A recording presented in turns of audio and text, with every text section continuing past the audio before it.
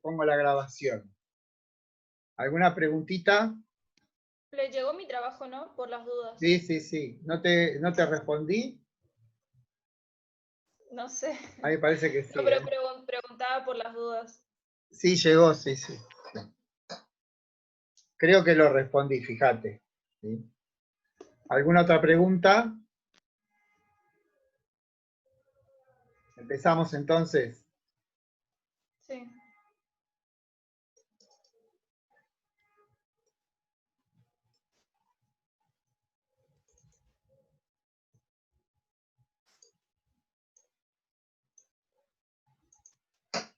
Vamos bien, ¿eh? Vamos bien. Necesito un plancito. Y estamos empezando ya a Platón, ¿no? Habíamos terminado toda la cuestión de Sócrates. ¿La 12 era o la 13? Estamos en la 15, diapositiva 15 que dice esquema. ¿Están viendo, no? Sí. Sí, se ve. Los siguientes pasos intentarán, a través de esquemas, facilitar la comprensión del texto Platón que figura en la bibliografía. Este modo se asienta en 3 soportes: la clase oral, el texto citado y este documento. El intento es que cada uno actúe como complemento del otro, siendo los 3 necesarios. Este documento sirve de guía para la comprensión de los conceptos relevantes y la forma gráfica intenta enhebrarlos de un modo inteligible, ¿no? Todo este tipo de retórica se ve que la puse porque todavía no había hecho nunca una clase así. Pero bueno, perdonen los excesos retóricos. ¿Sí? Vamos a ver. Esta sería la número 16. A ver si hay que tengo un texto. Esperen que lea una notita. Bueno, sí, después vamos a hablar. Me voy para atrás. Bueno, método y estructura de la filosofía platónica. 2 cosas. El diálogo. Recuerden, les voy a hacer una observación que quizás esté en alguno de los complementos. Hay un famoso lingüista que se llama Lovelock, que dice que Platón se encuentra justo en una suerte de transición entre el modo de comunicación oral y el modo de comunicación escrita. La diferencia es fundamental en este sentido, que las capacidades intelectuales que se ponen en juego con el vehículo de la oralidad son otras que con el vehículo de la escritura, o sea, con el soporte de la escritura. Claramente, cuando la comunicación es eminentemente oral, la capacidad intelectual que resulta relevante es la memoria.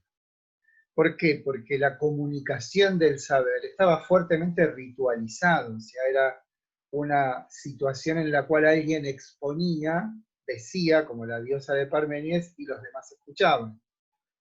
No se podía, por ejemplo, interrumpir un discurso o el recitado de un poema. ¿Por qué? Porque la ritualidad de ese hecho impedía ese tipo de cosas. Entonces, digamos que en la comunicación oral, la capacidad relevante, intelectual, es la memorización. Cuando aparece la escritura, lo que permite es que uno pueda, en la lectura, regresar al punto de inicio. Lo que hacemos todos. Leemos un párrafo, resulta que no lo entendimos y lo podemos volver a leer, ¿se dan cuenta? Entonces, ahí cambia, las personas cambian, porque la manera de comunicación del saber cambia, y lo que se vuelve relevante ya no es tanto la memoria, sino lo que resulta relevante, podemos decir, es la reflexión o la atención. Esto de reflexión significa poder volver al punto de inicio. Entonces, eso que en la comunicación oral estaba prácticamente no prohibido, pero era inconveniente o inadecuado, es lo común, absolutamente común, en la lectura. Entonces, ahí Platón se encuentra en el medio de esa revolución. Ustedes van a ver, o vamos a ver, que en un diálogo de Platón que se llama el Fedro, hay un fragmento donde Platón critica explícitamente la escritura, diciendo que con la escritura se pierde gran parte de la posibilidad de conocer, porque en principio los libros no contestan, como si contesta un interlocutor, ¿sí? Y que además se va a perder el don de la memoria, ¿sí? Que era tan, bueno. Eso muestra que Platón tiene una actitud ambigua, sin embargo escribió unos cuantos libros. Sin embargo, esa actitud ambigua se continúa en el hecho de que, por ejemplo, hay algunos investigadores de la obra platónica que dicen que lo que verdaderamente pensaba Platón, su más profundo pensamiento, no está dicho en los diálogos, sino que hay que leerlo entre líneas. De ahí sale una, ¿cómo se llama?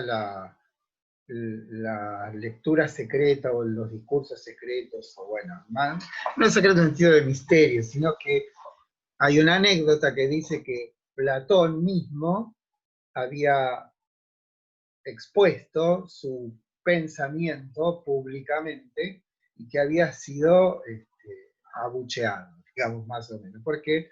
Porque él había anunciado que iba a hablar acerca del bien y la gente que lo fue a escuchar fue con la convicción de que Platón hablaría acerca de cómo hacerse más rico, cómo ser más saludable, etcétera, etcétera, y él habla de la idea del bien. Entonces parecería que ese hecho, que de algún modo lo conmovió, hizo que ya no intentase comunicar sus pensamientos más profundos al público. Entonces, en las obras de Platón importantes, esas lecciones no escritas de Platón había que leerlas como a través, ¿no? Como interpretando los dichos. Por otra parte, el que habla de las lecciones no escritas también es Aristóteles, que recuerden, Aristóteles fue 20 años discípulo de Platón, estuvo 20 años en la academia. Entonces, eso es lo primero que hay que decir, que desde cierto punto de vista de la situación de cuál era lo relevante como fenómeno de la educación o del aprendizaje en época de Platón, es una época de ruptura entre el predominio oral en la comunicación del saber a el predominio del escrito. Ya hemos visto nosotros que la cuestión de la lectura no es lo que es ahora. En principio, saben, los textos están escritos todos en mayúsculas, carecen de signos de puntuación, lo que revela que lo escrito era un complemento de la oralidad. Y el testimonio, como ya les dije varias veces, creo, primero que tenemos de que alguien lee en voz baja es del siglo V después de Cristo, San Agustín, viendo que San Ambrosio, bueno, eran Agustín y Ambrosio, en ese momento no eran santos, Ambrosio leía en voz baja. ¿Sí? Entonces ahí tenemos que tener en cuenta que la obra platónica se encuentra en esa suerte de cruce de caminos. ¿Sí? Y que si bien Platón escribió mucho y muy bien, hay algunos importantes investigadores que dicen en realidad lo que Platón quiere decir no está dicho totalmente en estos textos. Sí, ¿alguien me pregunta? Bueno, entonces tenemos que la manera que tiene Platón de comunicarse es a través de diálogos. Intenta reproducir en lo escrito la vivacidad de la oralidad. Y por eso, salvo la última obra, que no la concluye, que muere escribiéndola, que se llama Las Leyes, toda la demás obra de Platón está escrita bajo la forma de diálogo. Y en casi todas, digamos, en el 99%, el rostro de Platón es Sócrates. O sea, cuando en los diálogos de Platón habla Sócrates, quien está hablando es Platón, ¿no? O sea, es una manera como reverencial de rendir tributo a su maestro. Bueno, el diálogo, una reproducción del modo propio de avanzar en el conocer. Esto tienen que saber, la palabra diálogo no tiene que ver con el número 2, tiene que ver con el prefijo dia, que en griego quiere decir a través, y logos, que quiere decir conversación, ¿no? Podríamos decir que el diálogo es una manera de avanzar a través de la palabra, ¿sí? Avanzar en el conocer. Una forma similar al teatro, ¿sí? O sea que esta cuestión del diálogo tiene su forma en el teatro, ¿sí? Pero en el teatro no se dirige al conocimiento, sino al sentimiento. Y es el camino hacia la verdad, en que una vez alcanzada deriva en dialéctica. O sea, luego después veremos qué es exactamente qué es la dialéctica platónica.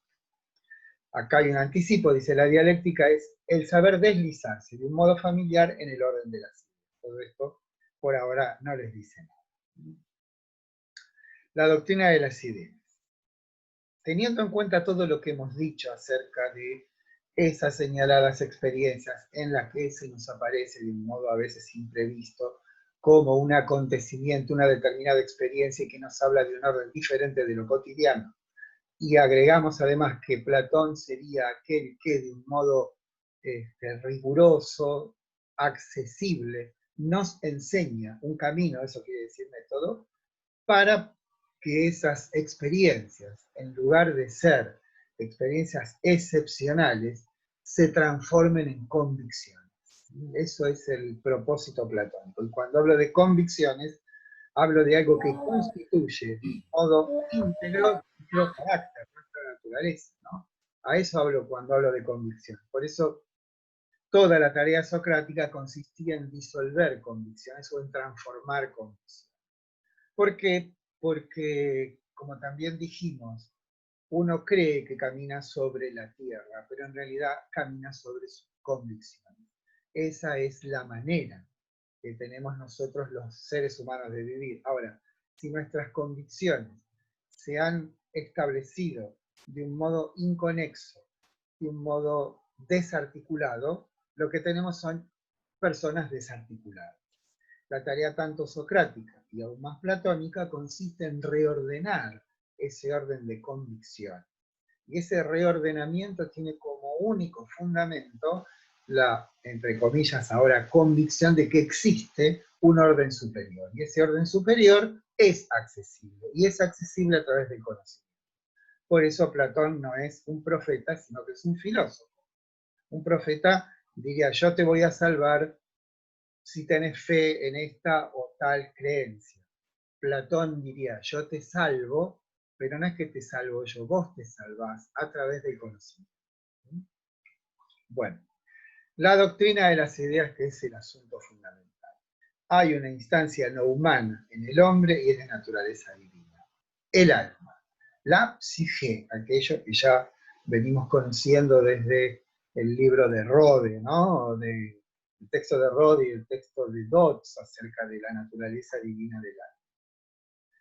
Sistematización, inteligibilidad del pensamiento socrático. O sea, lo que hace Platón con Sócrates es, de algún modo, establecer en eso difuso que Sócrates, a lo que Sócrates se refería como lo más valioso, etcétera, etcétera, Platón le pone nombre.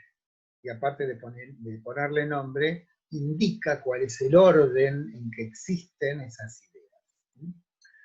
El alma como residencia de conocimientos de carácter universal y el carácter salvífico del conocimiento. Eso habla de una conversión. O sea, en realidad, quizás todo el pensamiento filosófico tienda a que la gente se convierta. Como decíamos, esa conversión no tiene un carácter partidista, tiene un carácter de hacer que la vida se vuelva más honda, que la vida se vuelva algo más, no sé si llamarlo intenso, pero que sea una vida con examen, como decía Sócrates. Esperen que les voy a leer acá ahora sí la nota que tengo aquí, que dice, bueno, les cuento, hay una serie de cartas de Platón. La más famosa es la carta séptima. En la carta séptima, Platón describe qué es aquello a lo que el individuo a través del conocimiento puede acceder. Y esto que puede acceder es un conocimiento de carácter absoluto. Y acá el que habla es Platón. Dice, desde luego no hay ni habrá ninguna una obra mía que trate de estos temas. No se pueden en efecto precisar cómo se hace con otras ciencias, sino que después de una larga convivencia con el problema y después de haber intimado con él, de repente, como la luz que salta de la chispa, surge la verdad en el alma y crece ya espontánea. Ahora hablo yo. Esa larga convivencia con el problema refiere a conversaciones, al intercambio con otros en la búsqueda de una formulación verdadera. Ese es el verdadero sentido de la palabra diálogo. Además, no hace falta ir a la casa de las cosas, sino que éstas crecen ya espontáneamente. Bueno, todo esto es una declaración de principio acerca de, no es que para Platón el saber está en los libros, ¿no? El saber está en las conversaciones con las personas. Es ahí donde verdaderamente puede surgir un pensamiento nuevo, una nueva luz. Y una vez, fíjense lo que dice, una vez que esa luz se enciende, no necesita ser alimentada. Como que tiene el carácter de un descubrimiento. Hay como un tesoro oculto dentro de cada uno de nosotros y lo que tenemos que hacer es tratar de descubrirlo. Lo que hace Platón es orientarnos a través de un procedimiento quiere decir algo controlado, algo metódico, no es una iluminación súbita, no es un estallido espiritual, un éxtasis, sino que es un trabajo metódico. Por eso es un filósofo, ¿se dan cuenta? Bien, vamos entonces, teniendo en mente que la palabra diálogo significa eso, un avance a través de la palabra, a través del logos, ¿hacia qué? Hacia la verdad. ¿Qué es la verdad? Recordemos que la palabra verdad en griego se dice aletheia, quiere decir desocultar. Esto es, hay en nosotros, como Sócrates lo sugería, pero en Platón ya no es una sugerencia, sino que es una convicción, un aspecto en nosotros invisible o potencialmente visible, pero de hecho invisible, al cual podemos acceder. Y cuando accedemos a ese orden, digamos, lo que sobreviene en nosotros es una vida en la verdad. Pero todo eso tiene que ver con el diálogo. Esperen que voy a ver si esta filmina tiene diapositiva, no tiene, por suerte. Bueno, pedagogía superior. Acá tenemos un hipertexto, lo podemos ver. Bien. El término trascendental. Bien, fíjense que yo lo estoy escribiendo no como se lo escribe normalmente, sino que pongo una N ahí delante. ¿Por qué? Porque trascendental, dicho así, quiere decir algo que está detrás. Y el prefijo trans quiere decir a través. Entonces, si bien después vamos a seguir diciendo trascendental, porque muy bien decir trascendental, trascendental en principio quiere decir algo que atraviesa. ¿No? Vieron que acá dice, quizás debiéramos decir trascendental, ya que el prefijo tras significa un lugar detrás de, en cambio trans alude a lo que atraviesa. Esta nota aclaratoria es para explicitar lo que se dice con pedagogía superior. Esta trata no tanto de enseñar acerca de cosas, sino de poner el acento sobre lo que hace posible que las haya. Recuerden cuando estudiamos a Parménides, que decíamos que lo que intenta Parménides es establecer las notas esenciales sobre algo. Bueno, traduzcan esas notas esenciales a esto que buscamos, lo trascendental. Si bien este término se establece con mayor precisión mucho tiempo después, con Kant, esto es, fija el alcance y sentido de este término. Podríamos decir, lo que hace posible la experiencia no proviene de la experiencia, es necesario, como es en el caso de Platón, que existe una instancia no fenoménica, una instancia que no venga de los sentidos, para que dé lugar a lo fenoménico. Tal instancia son las ideas, que por una parte son independientes del orden mundano, y por otra son la condición de posibilidad de tal orden. El camino que sigue nuestro filósofo para fundamentar esta formulación puede comprenderse a través de dos vertientes que constituyen el fundamento de la doctrina de las ideas, el camino socrático y el camino pitagórico. Bueno, voy a tratar de explicar esto que dije. Me parece que van a ser más clases de Platón que las planeadas. ¿Qué busca? ¿Qué buscamos? Conocer. ¿Qué es lo que queremos conocer? La verdad. ¿En qué consiste la verdad? La verdad consiste en lo que permanece siendo idéntico a sí mismo y que no cambia.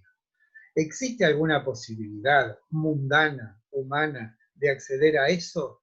Bien, eso a lo cual queremos acceder tiene una serie de condiciones. Esas condiciones tienen que ver con el conocimiento. Y el conocimiento tiene que ver con que aquello que debemos conocer sería lo que fundamenta. Profe, Sí. Patricio quiere hacer una pregunta. Ah, Una pregunta, profe. sí, Esto de la alta vigilia, ¿tiene sí. algo que ver con los descansos de Parménides o no? No, la alta vigilia, después de lo que explico, es una frase de Borges. Ah, Respecto perdón. de la poesía, pero de alguna manera se adapta a esto que está pretendiendo Platón con nosotros, que vivamos en una alta vigilia. Pero espere que estaba con la cuestión de lo trascendental. Lo trascendental, entonces, si lo queremos definir rápidamente, digamos esto. Aquello que hace posible la experiencia no aparece en la experiencia. Esto es, aquello que hace posible la experiencia en Platón son las ideas, pero las ideas no aparecen en la experiencia. En todo caso, lo que nos da la experiencia acerca de las ideas son rastros, signos, como aquello que nosotros nombrábamos, hay señaladas experiencias, ¿no? Por ejemplo, la vivencia de aquello que nos interpela como algo bello es un signo de que existe algo que, o sea, la belleza de la rosa no es algo para Platón, ¿no?, que pertenece a la rosa, sino que la rosa refleja algo que es bello en sí mismo. La idea de belleza en Platón, como la idea de justicia, no son cosas que provienen de la experiencia. Se manifiestan en la experiencia, pero no pertenecen a la experiencia.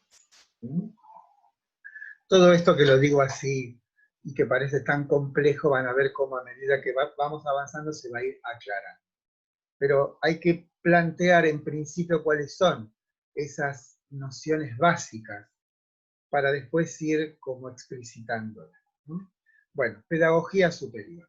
Usamos el término en que no se trata de enseñar algo en particular como si fuese una ciencia, o sea, no se trata de aprender astronomía o física. Se trata de aprender aquello que hace posible que haya física o que haya astronomía. Y esas condiciones de posibilidad de que haya una ciencia es el estudio de lo que llamamos trascendental, ¿no? Entonces, usamos el término en que no se trata de enseñar algo en particular, sino lo que permite tener de algún modo acceso a otra cosa.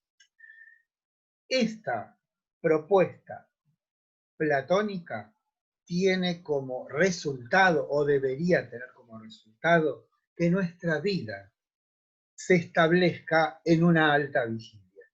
Con esto estamos parafraseando, a ver si me dicen aquí, ¿quién hablaba de estar despiertos? Heráclito. Heráclito. Perfecto, o sea, esto, se dan cuenta que la filosofía de algún modo siempre piensa en lo mismo, pero no de la misma manera. Lo que nos está queriendo decir Platón con este procedimiento, con este método, con este camino que nos propone, es la posibilidad de que nosotros vivamos una vida que sea o que merezca ser vivida. Y esa vida que merece ser vivida es una vida con examen. Una vida donde uno se pone en juego. El primer desconstructor es Sócrates, ¿sí? Esto que hablan ahora, no sé si ustedes ven a la Malena Pichotto, todo eso, que está todo desconstruido, todo es social, todo es, bueno, ya Sócrates empezó con eso hace un tiempo, ¿no? Bueno, acá hay una nota muy linda del Alta Vigilia, ¿sí? Esto está en un prólogo de Borges, ¿sí? Dice, para el verdadero poeta, cada momento de la vida, cada hecho debería ser poético, ya que profundamente lo es. Que yo sepa, dice Borges, nadie ha alcanzado hasta hoy esa alta vigilia. Browning y Blake se acercaron más que, esos son dos poetas ingleses, ¿no? Más que otro alguno. Wiseman se la propuso, pero sus deliberadas enumeraciones no siempre pasan de catálogos insensibles. Bueno, simplemente era esto de dónde saco yo esa formulación de la alta vigilia, ¿no? Es una frase de Borges referida a la poesía. Platón elige a Sócrates como protagonista de sus obras. En la primera etapa intenta mostrar a Sócrates vivo. En la subsiguiente, Sócrates es como su rostro. Esto tiene que ver con la periodización de la obra platónica.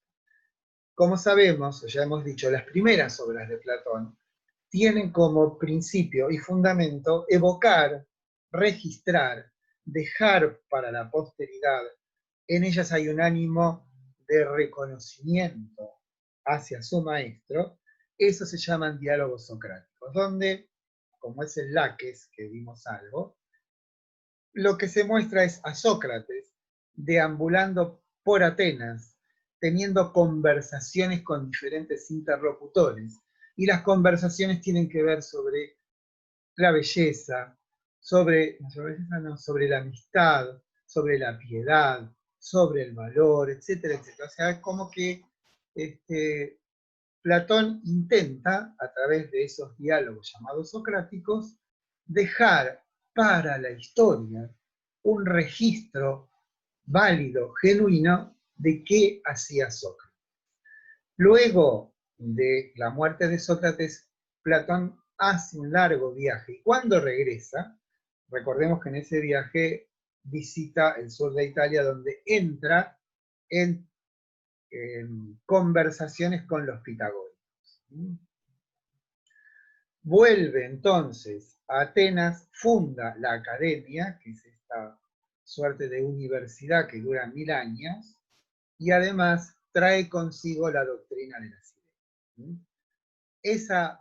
Ese momento de la obra platónica está plasmado en 4 libros que son La República, el Fedro y el Banquete. Nosotros vamos a ver algo de la República y el Banquete completo, ¿no? Que configuran el centro de la obra platónica y que tiene ese centro como fundamento la doctrina de las ideas. Luego siguen en la obra de Platón toda una serie de textos como el Parménides, el Filego, el Sofista, el Político, las leyes, no sé si me olvido de alguno, donde lo que se manifiesta es las discusiones que se habrían producido dentro de la academia y sobre todo por la participación de alumnos inteligentes, como Aristóteles, que de algún modo cuestionan esto de que para cada cosa exista una idea, ¿no? Después vamos a ver cómo eso no se resuelve nunca, en realidad, ¿sí? Pero es el tema de discusión. Igual todavía no hemos dicho qué es la doctrina de las ideas, pero vamos a ir como vamos acomodándonos. Platón elige como forma de expresión el diálogo, que intenta reproducir la forma viva del pensamiento. Diálogo significa, bueno, eso ya lo habrán visto, vamos a ver qué dice este textito. Bueno, esto es un poco largo, ¿eh? Sí. Yo voy a leer lo que está en amarillo. ¿Están viendo, no, el texto ustedes? Sí, profe. Bueno, lo que causa sorpresa es que el mismo Platón es quien desprecia la posibilidad de la escritura para ser un método eficaz de conocer. Claramente es el diálogo lo que permite el arribo a lo verdadero. Y la escritura queda relegada a un papel subordinado, a ser un medio para recordar.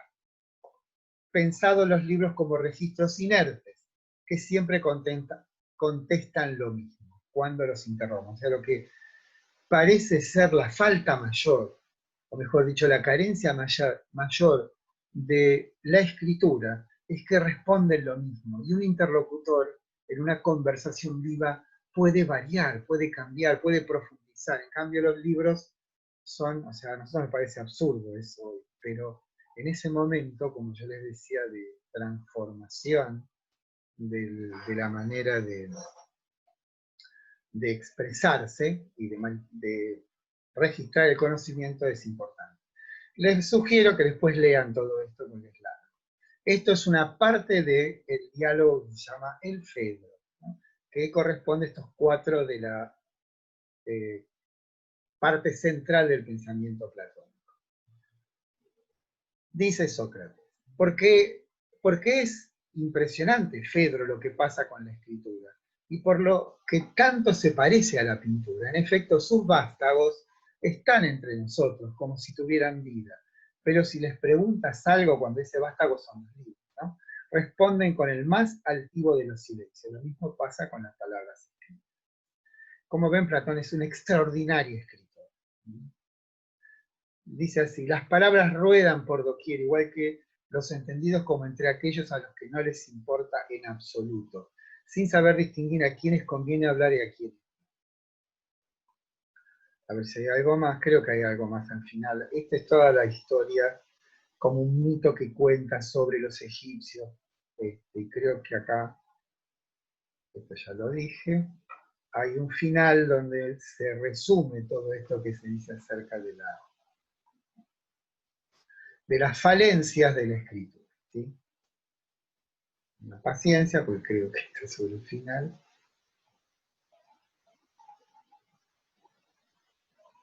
O no está, ¿verdad?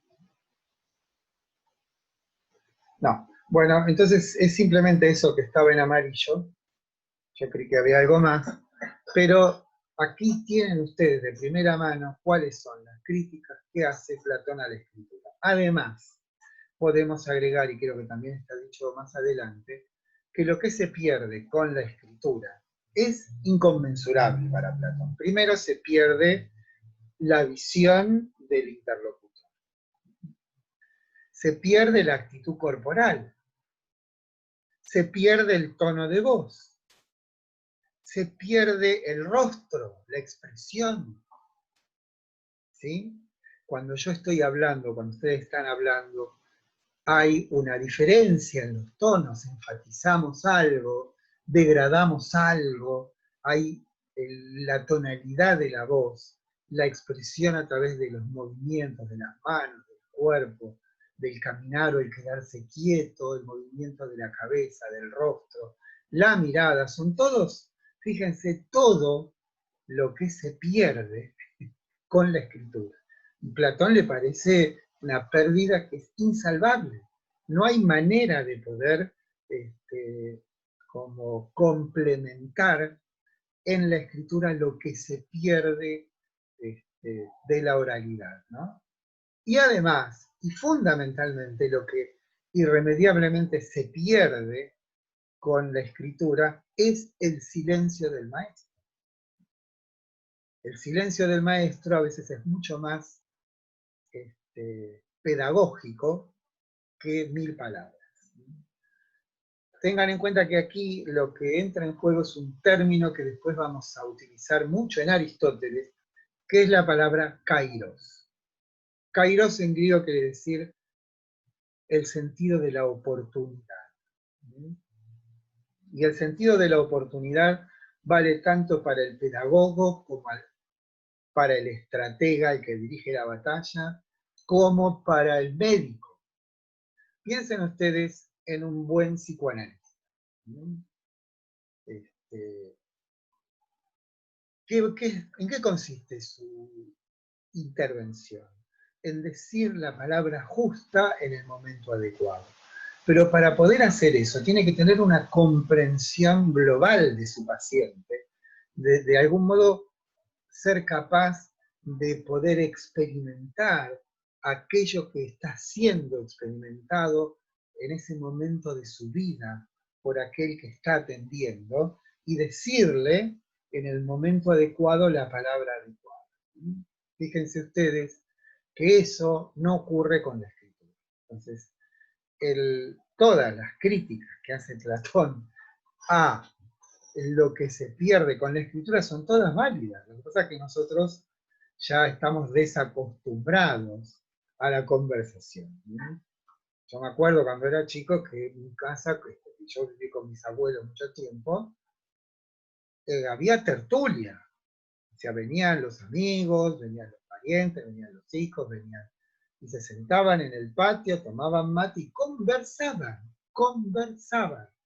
Ese don de la conversación es algo que se está perdiendo. Fíjense lo que son las mesas familiares con los, voy a decir una mala palabra, con los putos celulares. Se ha perdido, la gente no conversa. Y fíjense en ese momento, para nosotros, originario de la cultura occidental, lo que la fecundó fue la conversación. Es lo que siempre yo le digo a mis colegas. Nosotros tenemos que volver a tener conversaciones filosóficas, dejar de estar metidos tanto en los libros y conversar. En realidad yo tengo, ahora en pandemia no, pero durante muchos años, casi todos los viernes me reúno con que fue mi maestro en la facultad y conversamos. Conversamos sobre el alma, sobre todo. También hablamos de cosas triviales, pero el poder que tiene la conversación es algo que lamentablemente está como diluida. No se pierde, porque en cualquier momento se puede rehacer eso. No es algo perdido, pero sí se puede reconstruir, ¿no? Poder conversar, poder hablar. Pero digamos que esa conversación, se dan cuenta que es como un hilo que nos va llevando. Por supuesto que esa conversación exige un determinado respeto por la palabra, por el otro. ¿Sí? Bueno, hablé demasiado, ¿no? Por algo tiene la importancia. ¿Cómo? Que por algo tiene la importancia que tiene la radio. Claro, por La ejemplo. radio es muy importante. Que nos dan todo hecho. Bueno, escúcheme, falta un minuto. En 3-4 minutos volvemos. Bueno, profe. Bueno, los espero. Bueno.